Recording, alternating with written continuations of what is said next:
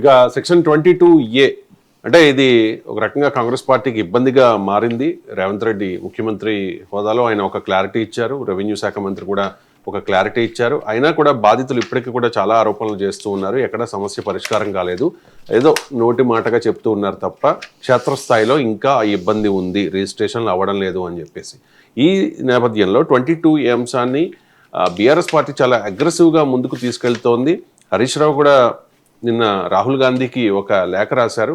మీ పాలనలో రెవెన్యూ శాఖ మంత్రిగా ఉన్న పొంగులేటి శ్రీనివాసరెడ్డి హయాంలో అవినీతి పెద్ద ఎత్తున జరుగుతోంది, కాబట్టి ఆయన్ని రిజైన్ చేయించండి, దీనికి సమాధానం చెప్పండి అని చెప్పి రాహుల్ గాంధీకి హరీష్ రావు ఒక లేఖ కూడా రాశారు. అంటే చాలా రాష్ట్రాల్లో కాంగ్రెస్ పార్టీ ప్రభుత్వ విధానాలకు వ్యతిరేకంగా, అంటే బీజేపీ ప్రభుత్వ విధానాలకు వ్యతిరేకంగా పోరాటం చేస్తోంది. కానీ ఇక్కడ వాళ్ళ పాలన వల్ల ఇబ్బంది కలుగుతోంది కాబట్టి మీరు సమాధానం చెప్పండి అని చెప్పి రాహుల్ గాంధీకి లెటర్ రాశారు. ప్రస్తుతానికైతే ఇప్పటి వరకు అయితే స్పందన లేదు. ఏంటి అంటే బీఆర్ఎస్ చాలా అగ్రెసివ్ గా టేకప్ చేసింది. అంటే బీఆర్ఎస్ ఇక్కడ అగ్రెసివ్ గా టేకప్ చేసింది అనే కంటే ఇష్యూ కూడా అంత అగ్రెసివ్ గా ఉంది. ఎందుకంటే ఇష్యూ తీవ్రత కూడా అంత స్థాయిలో ఉంది. పొంగులేటి శ్రీనివాసరెడ్డి మీడియా సమావేశం పెట్టి అక్కడక్కడ మా అధికారులు తప్పులు చేశారు, తప్పులు జరిగాయి, వాటిని అన్నిటి సవరిస్తాము, మీరు అప్లై చేసుకోండి అని చాలా ఈజీగా తీవ్రతను తగ్గించే ప్రయత్నం ముఖ్యమంత్రి కానీ రేవంత్ రెడ్డి కానీ మిగతా మంత్రులు కానీ ఎస్పెషల్లీ పొంగులేటి శ్రీనివాసరెడ్డి కానీ చేస్తున్నారు.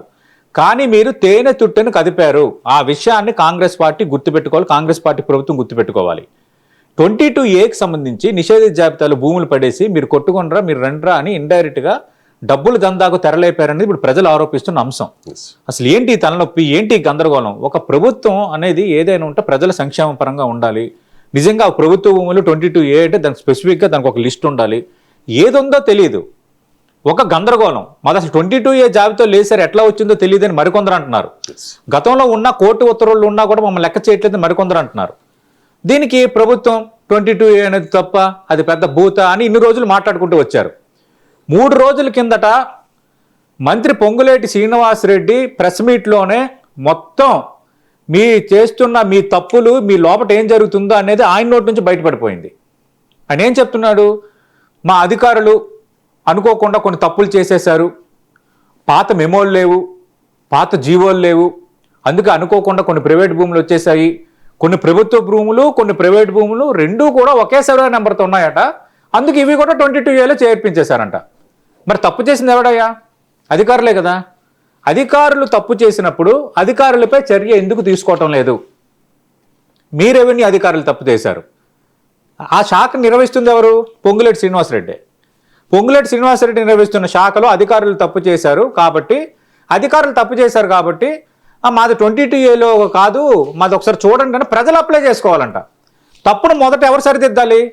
తప్పు చేశారని ఒక మంత్రి ఒప్పుకున్నప్పుడు, రెవెన్యూ శాఖ మంత్రిగా ఉన్న పొంగులేటి శ్రీనివాసరెడ్డి ఒక తప్పు జరిగిందని ఒప్పుకున్నప్పుడు ఆ తప్పును సవరించాల్సిన బాధ్యత ఎవరిది?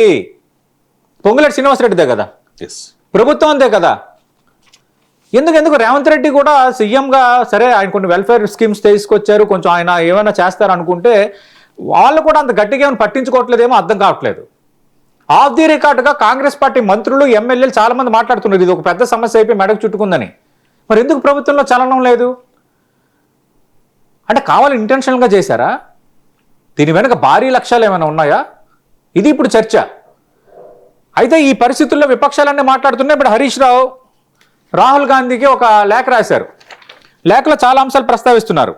రెవెన్యూ శాఖలో 30% వసూలు రాకెట్ నడుస్తోంది. నిషేధిత జాబితా నుంచి ఆస్తులు తొలగించుకోవడానికి దళారులు మార్కెట్ విలువలో ఏకంగా 30% కమిషన్ డిమాండ్ చేస్తున్నారని. అబ్బెబ్బే, కమిషన్లా? నో, ప్రజలకు న్యాయం చేస్తాం, సవ్యంగా అందరికీ ఆదేశాలు జారీ చేస్తాం. ఇది మంత్రి ఇచ్చిన వివరణ. మంత్రి పొంగులేటి శ్రీనివాసరెడ్డి కానీ మిగతా నేతలు కానీ గుండె మీద చేసుకుని చెప్పండి, నిజంగా కమిషన్ దందాన్ని అనవటం లేదా? ఎగ్జాంపుల్స్ తీయమంటారా? బయటికి చాలా ఎగ్జాంపుల్స్ ఉన్నాయి. అవన్నీ బయట పడితే ఇంక వీళ్ళు మొక్కలు ఎక్కడ పెట్టుకుంటారో అర్థం కాని వాతావరణం ఉంది. ఈ నేపథ్యంలోనే ఇప్పుడు హరీష్ రావు కొన్ని కామెంట్స్ చేశారు. మొత్తం ఓఆర్ఆర్ చుట్టుపక్కల ఉన్న భూములపై వివాదాలు సృష్టించి రాజకీయ పలుకుబడి ఉన్న బినామీ సంస్థలతో 50-50 జాయింట్ డెవలప్మెంట్కి ఇవ్వాలని యజమానులపై తీవ్ర ఒత్తిడి తీసుకొస్తున్నారు. హరీష్ రావు చేస్తున్న ఆరోపణలు లేఖలో ప్రస్తావించిన అంశాలు. రెండవది, 2023 డిసెంబర్ నుంచి ఇప్పటి వరకు నిషేధిత జాబితాలో చేర్చిన తొలగించిన ప్రతి భూమిపైన రిటైర్డ్ హైకోర్టు న్యాయమూర్తి స్వతంత్ర విచారణ జరిపించాలి. మూడోది, ఈ 30% కమిషన్లు, ఈ 50:50 అగ్రిమెంట్లు, వీటి వెనుకున్న పెద్దలు ఎవరు, దళారులు, బెనామీ సంస్థలు నడిపిస్తున్న రాజకీయ శక్తులు ఎవరు, విచారణను నిగ్గు తేలాలి.